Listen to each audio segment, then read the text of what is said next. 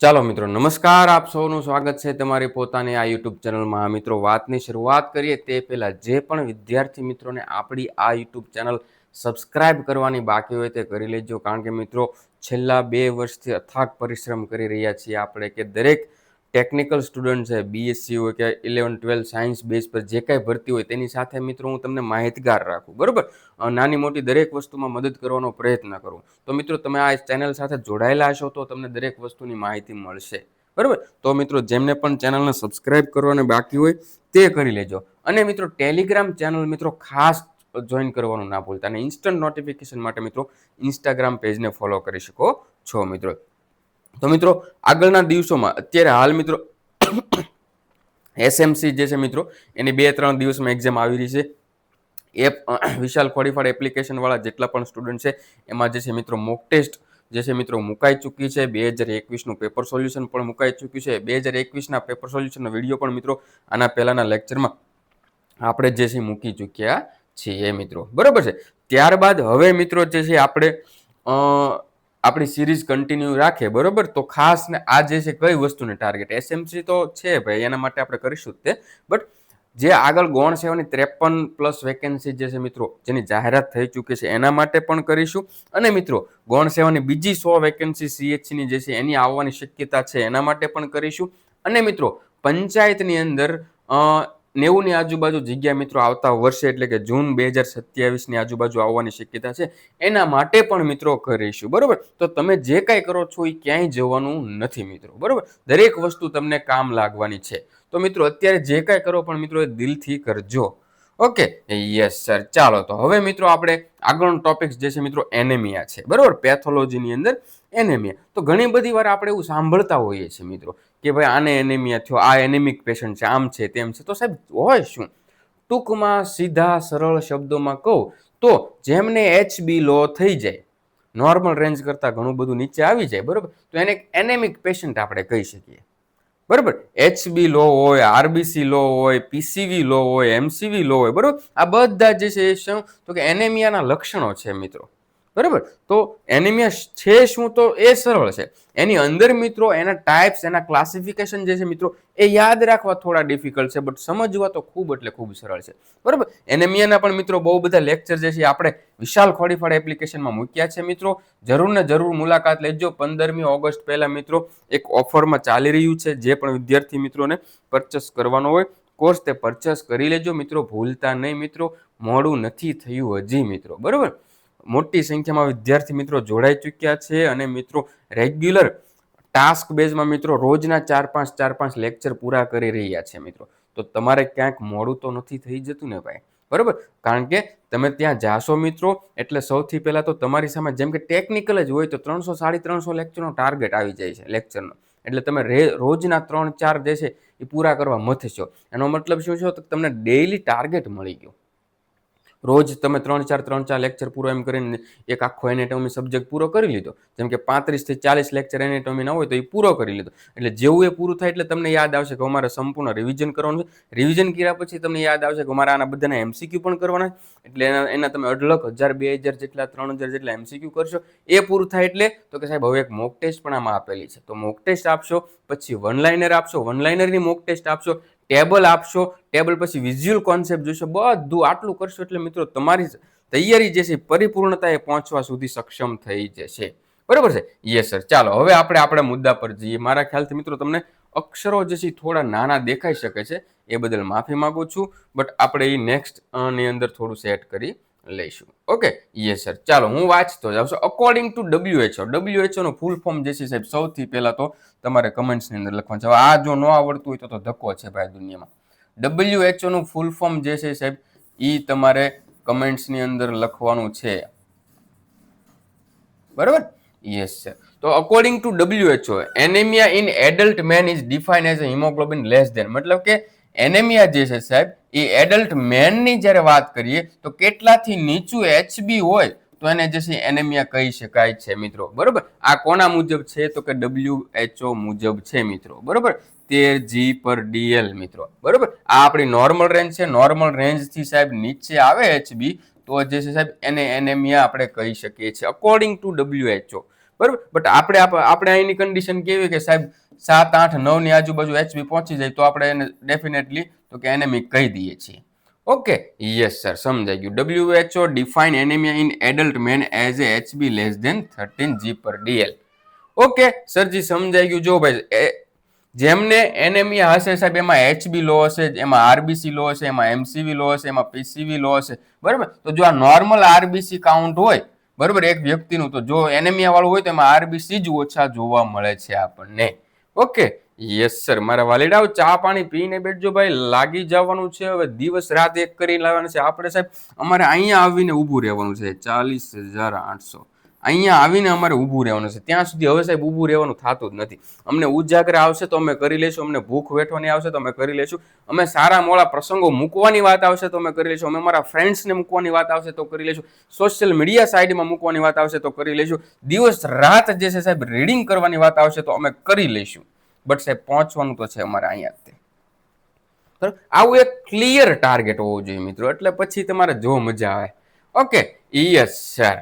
ચાલો હવે જો મિત્રો આપણે મોર્ફોલોજીકલ ક્લાસિફિકેશન ઓફ એનેમિયાની મિત્રો વાત કરીએ તો મિત્રો બહુ વધારે ડેપ્થમાં નહીં જઈએ, છતાં પણ મિત્રો થોડુંક આપણે જોઈએ તો જો આ શબ્દ જો માઇક્રોસાઇટિક, નોર્મોસાઇટિક અને મિત્રો મેક્રોસાઇટિક.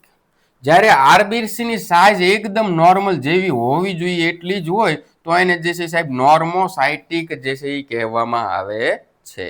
આરબીસીની સાઇઝ એની કરતા નોર્મલ સાઇઝ કરતા વધારે જ્યારે તમને જોવા મળે છે તો એને મેક્રોસાઇટિક કહેવામાં આવે છે મિત્રો. સમજાય છે કે નથી સમજાતું? અને આરબીસીની સાઇઝ નોર્મલ સાઇઝ કરતા ઓછી હોય મિત્રો તો એને માઇક્રોસાઇટિક કહેવામાં આવે છે. સમજાય છે મિત્રો? Yes sir. આરબીસી નો કલર જે છે સાહેબ શું તો કે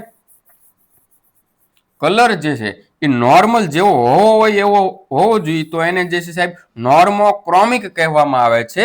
અને એની અંદર જ્યારે HB લો હશે મિત્રો ત્યારે એ હાઇપોક્રોમિક જે છે એ કહેવામાં આવે છે. આ મિત્રો ખાલી યાદ રાખી લેજો, બરોબર. Yes sir. નોર્મોક્રોમિક એટલે જેનો કલર નોર્મલ હોય, બરોબર ને. હાઇપોક્રોમિક એટલે જેનો કલર આછો હોય, એમ તમે સમજી લ્યો. હાલ આ જે છે મિત્રો ખાસ યાદ રાખી લેજો, બરોબર. તો કે આની અંદર જે છે આપણે દરેક વસ્તુ આગળ જોવાની છે. સૌથી પહેલો જ પ્રશ્ન એવો છે કે iron deficiency anaemia is morphologically classified as iron deficiency anaemia હોય ને સાહેબ તો એની અંદર માઇક્રોસાઇટિક હોય. માઇક્રોસાઇટિક એટલે નોર્મલ સાઇઝ હોય એના કરતા નાની સાઇઝ. આરબીસી ની સાઇઝ કેવી હોય તો કે નાની સાઇઝ હશે, બરાબર. અને હાઇપોક્રોમિક એટલે કે HB જે છે સાહેબ લો હોવાના લીધે કલર જે છે થોડો આછો હશે. એટલે કે એક તો સાઇઝમાં નાનો છે સાહેબ અને કલરની અંદર જે છે સાહેબ એ કેવો આછો હશે. અને આને આ પ્રકારે માઇક્રોસાઇટિક હાઇપોક્રોમિક એનેમિયા કહેવામાં આવે છે. કોને તો કે સાહેબ આયર્ન ડેફિશિયન્સી એનેમિયા જે છે એને મોર્ફોલોજીકલી આપણે આ રીતે ક્લાસિફાઈડ કરી શકીએ છીએ, બરોબર. ચા પાણી પીને બેઠજો, ચા ની અંદર ખાંડ ઓછી નાખજો, ચા થોડી વધારે નાખજો, દૂધને ફાટવા દેજો મિત્રો. આવી મસ્ત ચા પીને બેઠો ને તો આ બધું સમજવામાં બહુ એટલે બહુ મજા આવે, બરોબર. Yes sir. આઈડીએ પ્રોડ્યુસ સાહેબ આ આઈડીએ શું છે? Iron deficiency anaemia produce small એટલે કે નાના પેલ આરબીસી એટલે કે હાઇપોક્રોમિક આછા બહુ ખાસ વધારે પડતા રેડિશ ના હોય એવા, બરોબર, પેલ RBC due to reduce haemoglobin. કારણ કે HB જે છે સાહેબ લો હોવાના કારણે જે છે આ વસ્તુ થાય છે, બરોબર છે. ચાલો મિત્રો, તો આરબીસી નું આપણને સમજાઈ ગયું છે. ત્યારબાદ હવે આપણે જે છે એ મિત્રો ત્રીજો પ્રશ્ન જોઈએ. એની અંદર શું પૂછ્યું છે તો કે iron absorption mainly occurs in. જો સાહેબ આયર્ન ડેફિશિયન્સી એનેમિયા જે છે સાહેબ એમાં આયર્નની ઉણપ જે છે આપણને જોવા મળે છે. એ વસ્તુ સમજી લીધા. એની અંદર માઇક્રોસાઇટિક જે છે સાહેબ આપણને આરબીસી જોવા મળે છે. એટલે કે આરબીસી ની સાઇઝ નાની હોય છે સાહેબ. એમાં HB લો હોવાના કારણે હાઇપોક્રોમિક એનો કલર જે છે કેવો સાહેબ આપણને તો કે આછો દેખાય છે. બટ સાહેબ આ સંપૂર્ણ વસ્તુ આયર્ન ડેફિશિયન્સી એનેમિયા ભણ્યા હોય આપણે એના લેક્ચર સમજ્યા હોય તો આપણને ખબર પડે છે કે સાહેબ એનું એબ્ઝોર્પ્શન આયર્નનું એબ્ઝોર્પ્શન બોડીમાં ક્યાં થાય છે. શું એ જઠરમાં સ્ટમકમાં થાય, ડ્યુડેનિયમમાં થાય, ઇલિયમમાં થાય કે કોલોનમાં થાય? તો સાહેબ એ ડ્યુડેનિયમમાં થાય. હવે ડ્યુડેનિયમ ક્યાં આવેલું છે સાહેબ? સંપૂર્ણ જે છે સાહેબ આપણે એનેટોમી જે છે સાહેબ ભણી ચૂક્યા છીએ, ફિઝિયોલોજી ભણી ચૂક્યા છીએ, પેથોલોજી ભણી ચૂક્યા છીએ. આ બધાની અંદર આપણને અવારનવાર હજારો વાર ડ્યુડેનિયમ જે છે આપણે આવ્યું છે મિત્રો, બરોબર છે. Yes sir. તો ડ્યુડેનિયમ જે છે સાહેબ એની અંદર આયનનું એબ્ઝોર્પ્શન જોવા મળે છે. ત્યારબાદ મિત્રો નેક્સ્ટ પ્રશ્ન જોઈએ, which vitamin enhance the iron absorption. તો સાહેબ આપણને સૌથી પહેલા તો મિત્રો આયન જે છે મિત્રો બરોબર Fe+3 હશે બરોબર, અને એમાંથી જે છે સાહેબ એ Fe+2 ની અંદર જે છે સાહેબ કન્વર્ટ થાય છે બરોબર. આ કન્વર્ટ કરવા માટે સાહેબ વિટામિન સી જે છે બરોબર, કોણ તો કે વિટામિન સી જે છે સાહેબ એ જરૂરી છે. આ હશે સાહેબ તો જ આમાંથી આ વસ્તુ જે છે સાહેબ કન્વર્ટ પોસિબલ છે મિત્રો. Which vitamin enhance ion absorption, તો કે વિટામિન સી જે છે સાહેબ એના મદદથી આયન એબ્ઝોર્પ્શન થઈ શકે છે. Fe+3 માંથી Fe+2 થઈ શકે છે, એટલે કે સાહેબ ફેરિક આયન માંથી ફેરસ આયન જે છે એમાં કન્વર્ટ થવા માટે સાહેબ વિટામિન સી ની જરૂર છે, અને તો સાહેબ જે છે Fe+2 થાય તો જે છે સાહેબ એનું તો કે સાહેબ એનું જે છે એબ્ઝોર્પ્શન જે છે સાહેબ એ પોસિબલ થાય છે મિત્રો. યસ સમજાય છે? Yes sir, we can understand. Please please please please the best screening test for iron deficiency anaemia. સાહેબ આપણે આયન ડેફિશિયન્સી એનેમિયા જે છે એને ડિટેક્ટ કરવું છે, એને ડાયગ્નોઝ કરવું છે બરોબર. તો એના માટે એને અર્લીએસ્ટ આપણે સાહેબ ઇન્ડિકેટ કરવું છે, તો સાહેબ સીરમ ફેરિટીન જે છે સાહેબ એ બેસ્ટ ટેસ્ટ રહેશે. Okay, yes sir. ચાલો સાહેબ, ત્યાર પછીનો પ્રશ્ન શું છે તો કે which laboratory finding is typical in iron deficiency anaemia. બરાબર, આયન ડેફિશિયન્સી એનેમિયાની અંદર નીચેનામાંથી કયું લેબોરેટરી ફાઇન્ડિંગ જે છે એ પ્રોપરલી હશે? જો સાહેબ, તો એના પહેલા આપણે આ ટેબલ સમજી લેવાનું. તમારે આયન ડેફિશિયન્સી એનેમિયા હોય મિત્રો બરોબર, IDA હોય એટલે મિત્રો આ તમારે મોસ્ટ આઈએમપી ટેબલ છે કે એની અંદર સીરમ આયન જે છે સાહેબ કેવું થવાનું છે તો કે સાહેબ ઘટી જવાનું છે. TIBC જે છે સાહેબ શું થવાનું તો કે એ વધી જવાનું છે. TIBC એટલે ટોટલ આયન બાઇન્ડિંગ કેપેસિટી થશે મિત્રો, એ હાઈ થવાનું છે. ટ્રાન્સફેરિન જે છે સાહેબ એક પ્રોટીન છે બરોબર, આયનના ઓલા માટે ટ્રાન્સપોર્ટેશન માટે જરૂર છે. ટ્રાન્સફેરિન સેચ્યુરેશન ની વાત કરીએ તો એ સાહેબ લો થઈ જશે, અને સીરમ ફેરિટીન જે છે સાહેબ એ પણ લો થઈ જાય છે. તો આ નીચે આપેલા જે મિત્રો ઓપ્શન છે એમાંથી આપણે કયું જે છે મિત્રો આપણને લાગુ પડશે તો કે TIBC total iron binding capacity જે છે સાહેબ આયનની ઈ વધી જાય છે મિત્રો. યસ સમજાય છે કે નથી સમજાતું? હે ભાઈ, સમજાવવું જ જોઈએ ભાઈ, એમાં કાંઈ જ નથી. TIBC increase the body attempt to bind more iron, વધારે પડતા આયન જે છે સાહેબ એને જે છે બાઇન્ડ થવા દે છે મિત્રો. આ સંપૂર્ણ કોન્સેપ્ચ્યુઅલ તો મિત્રો તમને લેક્ચરમાં જ સમજાય છે બરોબર. એનેમિયાના બહુ બધા લેક્ચર જે છે સાહેબ આપણે મૂક્યા છે, આપણે સિલેબસમાં નહોતું છતાં કર્યું, કારણ કે પૂછાણું છે દરેક એક્ઝામમાં, નથી સિલેબસમાં છતાં પૂછાય છે મિત્રો. ચાલો ભાઈ, ત્યારબાદ મિત્રો આપણે એપ્લાસ્ટિક એનેમિયાની વાત કરીએ. સાહેબ આવા બધા અઘરા અઘરા નામ વાળા ક્યાંથી આવતા છે એનેમિયા? ભાઈ આ હ્યુમન બોડી છે, ભગવાને જ્યારે બનાવ્યું ત્યારે અમુક વસ્તુ જે છે આવી રીતે પણ થઈ ચૂકી સાહેબ. માણસની અંદર બોન મેરો આવેલું હોય, એની અંદરથી પ્લેટલેટનું પ્રોડક્શન થાય, RBC નું પ્રોડક્શન થાય, વ્હાઇટ બ્લડ સેલનું પ્રોડક્શન થાય બરોબર. યસ સર, આ બધાનું પ્રોડક્શન જ્યારે સાહેબ ઘટી જાય બરોબર, આ બોન મેરોને ખોટું લાગી જાય કે ભાઈ મારે આ બધામાં કંઈક વધારે ઇન્વેસ્ટ કરવું નથી, ને આ બધાનું RBC પ્લેટલેટ ને WBC બધાનું પ્રોડક્શન ઘટી જાય છે મિત્રો, તો ત્યારે એ પરિસ્થિતિને જે છે શું કહેવામાં આવે છે? પેનસાઇટોપેનિયા કહેવામાં આવે છે. મતલબ કે આ જે છે મિત્રો એ પ્લાસ્ટિક એનેમિયા છે, પ્લાસ્ટિક નથી, એ પ્લાસ્ટિક એનેમિયા કહેવાય છે. હવે કોઈ પણ વ્યક્તિ આપણને રાતે 12 વાગે જગાડીને પૂછે કે એક પ્લાસ્ટિક એનેમિયાની અંદર સાહેબ જો ભાઈ બોન મેરોની અંદર RBC WBC પ્લેટલેટ ત્રણેયનું પ્રોડક્શન ઘટી જાય તો એને એ પ્લાસ્ટિક એનેમિયા કહેવાય છે. આ કન્ડિશનને પેનસાઇટોપેનિયા કહેવામાં આવે છે મિત્રો. સમજાય છે? Yes sir. ચાલો, ત્યારબાદનો નેક્સ્ટ પ્રશ્ન, the most accurate diagnostic test for aplastic એનેમિયાની વાત કરીએ તો સાહેબ આ જે એપ્લાસ્ટિક એનેમિયા જે છે બરોબર, એના માટે મોસ્ટ એક્યુરેટ ડાયગ્નોસ્ટિક મેથડ કઈ તો કે સાહેબ બોન મેરો બાયોપ્સી બરોબર. શું છે તો કે બોન મેરો બાયોપ્સી છે. બોન મેરો ની અંદર જે છે ત્યાંથી આપણે કલેક્ટ કરવાનું રહેશે સેમ્પલ, અને એને જે છે સાહેબ આપણે જોવાનું રહેશે, અને એમાં જોશું તો શું દેખાય છે તો કે hypocellular marrow replace by fat. Yes સમજાય છે કે નથી સમજાતું? Yes sir, we can understand બરોબર. Yes sir. ચાલો, ત્યારબાદ નવમો પ્રશ્ન જે છે સાહેબ મેગાલોબ્લાસ્ટિક એનેમિયા છે.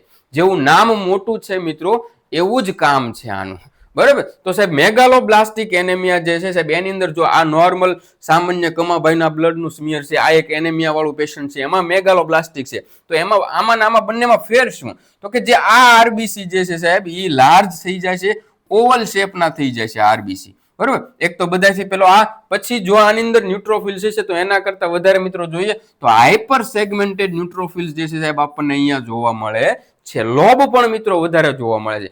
આ શેની અંદર થશે તો કે સાહેબ મેગાલોબ્લાસ્ટિક એનેમિયાની અંદર જોવા મળે છે. તો એટલા માટે અહીંયા પ્રશ્ન એવો છે કે megaloblastic anaemia is mainly caused by deficiency of શેની ઉણપથી થાય છે તો કે vitamin B12 and folic acid જે છે સાહેબ એની ઉણપના લીધે તો કે મેગાલોબ્લાસ્ટિક એનેમિયા થાય છે. સમજાય છે કે નહીં?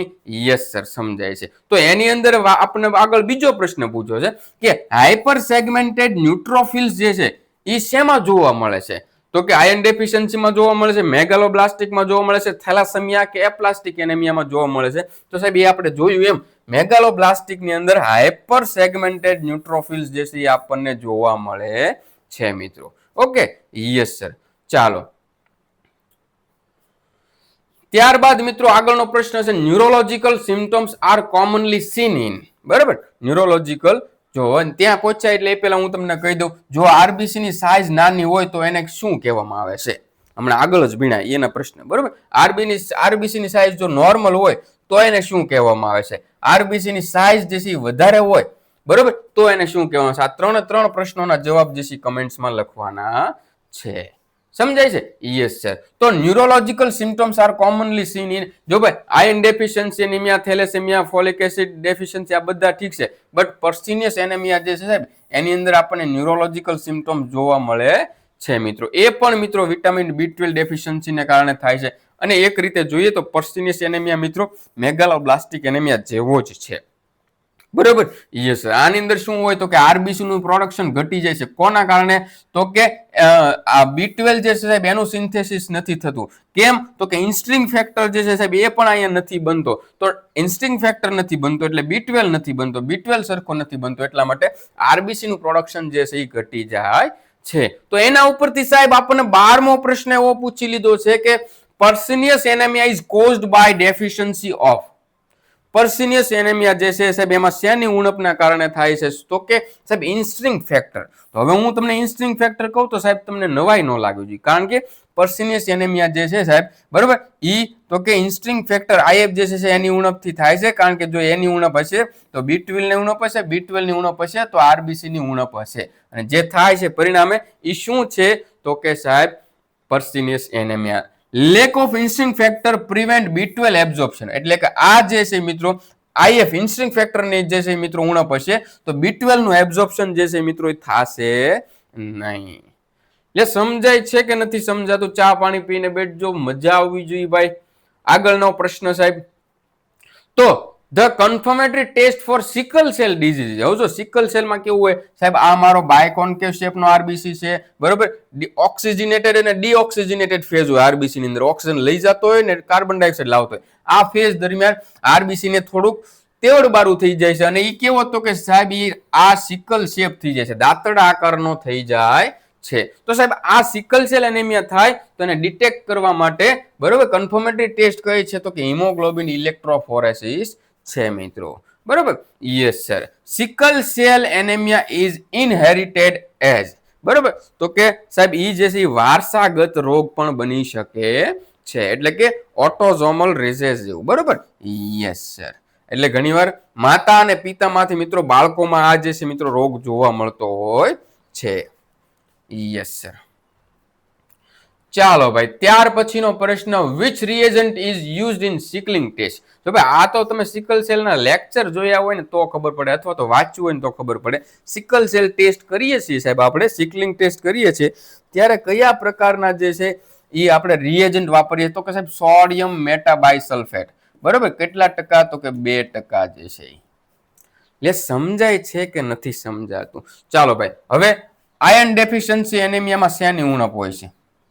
જણાવો. મેગાલોબ્લાસ્ટિક એનેમિયા જે છે સાહેબ એમાં શેની ઉણપ હોય છે? જણાવો.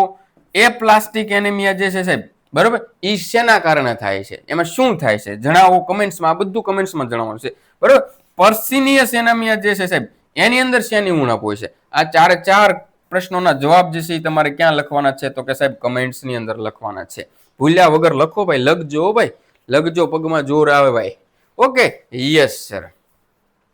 તો સાહેબ આ જે સોડિયમ મેટા બાયસલ્ફાઇડ જે છે વાપરીએ એના પરિણામે શું થાય તો કે ઓક્સિજન લો જે છે વાતાવરણ ઊભું થાય છે, જેના પરિણામે સિકલ સેલ થઈ જાય છે, બરોબર, લો ઓક્સિજનમાં થાય છે. 16મો પ્રશ્ન, which anaemia is caused by reduce synthesis globin chain. સમજાય છે? નથી સમજાતું. જો સાહેબ આપણે એક આરબીસી લઈએ, બરાબર, આરબીસી લઈએ એટલે એની અંદરથી શું નીકળે તો કે હિમોગ્લોબિન નીકળે. એક આ હિમ એટલે આયન અને બી ગ્લોબિન એટલે તો કે એક પ્રકારનું પ્રોટીન થઈ ગયું. હવે સાહેબ એને સરખી રીતે સમજીએ. આ આપણું બ્લડ સ્ટ્રીમ છે, એનો આરબીસી છે. આરબીસી ની અંદર જે છે મિત્રો આપણે જોઈએ તો આ જેટલા દેખાય છે એ બધા હિમોગ્લોબિન છે, એમ સમજી લો. નોર્મલ અને હેલ્ધી વ્યક્તિનું આરબીસી છે, કમાભાઈનું આરબીસી છે, બરોબર. એની અંદર જે છે સાહેબ હિમોગ્લોબિન ની અંદર વાત કરીએ તો આલ્ફા સેન કેટલી તો કે સાહેબ 2 જે છે આલ્ફા સેન જોવા મળશે અને 2 જે છે કેવી તો કે બીટા ચેન જોવા મળે છે. આ બીટા, આ આલ્ફા, આ આલ્ફા, બરોબર. હવે આ નોર્મલ માણસનું છે, કમાભાઈનું છે, બટ જો આ વ્યક્તિને થેલેસેમિયા થાય, બરોબર, તો શું થાય તો કે સાહેબ એમાં 2 પ્રકારના થેલેસેમિયા થઈ શકે, એક આલ્ફા થેલેસેમિયા અને એક બીટા થેલેસેમિયા. શું થાય તો કે આની અંદર જે મિત્રો 2 આલ્ફા અને 2 બીટા જે છે મિત્રો, જો આલ્ફા ચેન જે છે એની ઉણપ હોય, એમાં ખામી હોય, બરોબર, તો એને આલ્ફા થેલેસેમિયા કહેવાય. જો બીટા ચેન ની અંદર ખામી હોય સાહેબ તો એને બીટા થેલેસેમિયા કહેવામાં આવે છે.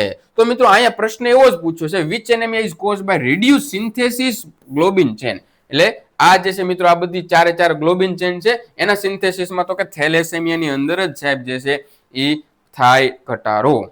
સમજાય છે કે નહીં? યસ સર, ડિફેક્ટિવ જોવા મળે છે આપણને. ચાલો ભાઈ આગળનો પ્રશ્ન, which haemoglobin pattern is seen in beta thalassaemia major.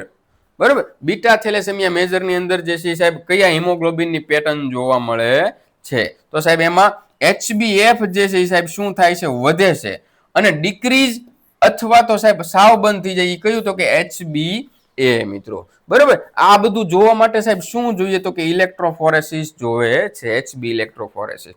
Okay, yes sir. Beta thalassaemia major ની વાત કરી, જો ભાઈ એટલે સૌથી પહેલા તો આપણને ખબર હોવી જોઈએ કે સાહેબ આ તો કે આરબીસી, આરબીસી ની અંદર શું હોય તો કે સાહેબ હિમોગ્લોબિન હોય. હિમોગ્લોબિન ની અંદર શું હોય તો કે સાહેબ એક જે છે સાહેબ હિમ, બરોબર. આનું સાહેબ આપણે આયર્ન ડેફિશિયન્સી એનિમિયામાં જાવ દો, આનું કાંઈ કામ નથી, બરોબર. બીજું શું તો કે સાહેબ ગ્લોબિન, બરોબર. આ ગ્લોબિન ની અંદર સાહેબ તો કે સાહેબ આખો જે છે એક આલ્ફા ગ્લોબિન ચેન હોય અને એક બીટા ગ્લોબિન ચેન હોય. આ બે કેટલી હોય? બબ્બે હોય, બરોબર ને. હવે સાહેબ બીટા ગ્લોબિન ચેન ની અંદર જો સાહેબ ઉણપ ડેફિશિયન્સી જોવા મળે તો શું થાય તો કે સાહેબ બીટા થેલેસેમિયા થાય. હવે અહીંયા મિત્રો બીટા થેલેસેમિયા મેજર જે છે, બરોબર, એનો એકમાત્ર જે છે મિત્રો જે ટ્રીટમેન્ટ પોસિબલ હોય એ કઈ છે તો કે બોન મેરો ટ્રાન્સપ્લાન્ટ જે છે સાહેબ સૌથી ક્યુરેટિવ ટ્રીટમેન્ટ છે મિત્રો. Okay, yes sir. ચાલો ત્યારબાદ 19મો પ્રશ્ન મિત્રો, આના પછી લાસ્ટ પ્રશ્ન આપણે જોઈશું. Which anaemia is commonly show macro ovalocytes on peripheral smear. બરોબર, એટલે સાહેબ વસ્તુ કેવું કીધું છે કે મેક્રો, જો માઇક્રો એટલે નાનું, નોર્મો એટલે બરાબર અને મેક્રો એટલે વધારે, એટલે કે મોટી સાઇઝમાં ઓવેલોસાઇટ્સ જે છે સાહેબ આપણને આરબીસી જોવા મળે છે. શેમાં તો કે મેગાલોબ્લાસ્ટિક એનેમિયાની અંદર સાહેબ આ આપણે જોઈ લીધું, બરોબર. ચાલો મિત્રો હવે હું એમ કહું કે આગળનો એક પ્રશ્ન, હાઇપોક્રોમિક જે છે સાહેબ કોને કહેવામાં આવે છે? હાઇપોક્રોમિક આરબીસી કોને કહેવામાં છે? કમેન્ટ્સ ની અંદર જવાબ લખો મિત્રો. Okay, yes sir. અને આગળનો પ્રશ્ન, which protein transfer iron in plasma. પ્લાઝમાની અંદર જે છે સાહેબ આયનનું ટ્રાન્સપોર્ટેશન જે છે કયો પ્રોટીન કરે છે? બરોબર, અને એનો જવાબ આપણે આગળ પણ ડિસ્કસ કરી રહ્યું હતું, ટ્રાન્સફેરિન. બરોબર, transferrin bind and transport the iron into bloodstream. બરોબર, આ જે ટી જે છે સાહેબ એ આયનને બાઇન્ડ કરાવી દે છે અને બ્લડ સ્ટ્રીમની અંદર જે છે હોડીની જેમ કામ કરે છે અને ટ્રાન્સફર કરી આપે છે. સમજાય છે મારા વહાલા વિદ્યાર્થી મિત્રો કે નથી સમજાતું? ચાલો ભાઈ, આ તમારા પ્રશ્નો છે. આ પ્રશ્નોના જવાબ જે છે એ તમારે કમેન્ટ્સ ની અંદર લખવાના છે મિત્રો, ભૂલ્યા વગર. બરોબર, 5 પ્રશ્નો જે છે મિત્રો હું વાંચી જાઉં છું, તમારે કમેન્ટ્સમાં જવાબ લખવાના છે ફરજિયાતપણે. Which laboratory test is considered the best screening for iron deficiency anaemia? ચાલો પહેલાનો જવાબ જે છે સાહેબ કમેન્ટ્સ ની અંદર લખજો. Which laboratory test is considered the best screening test for iron deficiency anaemia. Second one તો કે સાહેબ એમાં જોઈએ which vitamin deficiency is responsible for neurological symptoms in pernicious anaemia. બરાબર, પર્સિનિયસ એનેમિયાની વાત થાય છે મિત્રો. પહેલું જે છે આયર્ન ડેફિશિયન્સી એનેમિયા, બીજો પર્સિનિયસ એનેમિયાની વાત છે. ત્રીજો પ્રશ્ન, which diagnostic test is considered the confirmatory test for sickle cell anaemia. Sickle cell એનેમિયાની વાત થાય છે મિત્રો. ત્રીજો પ્રશ્ન.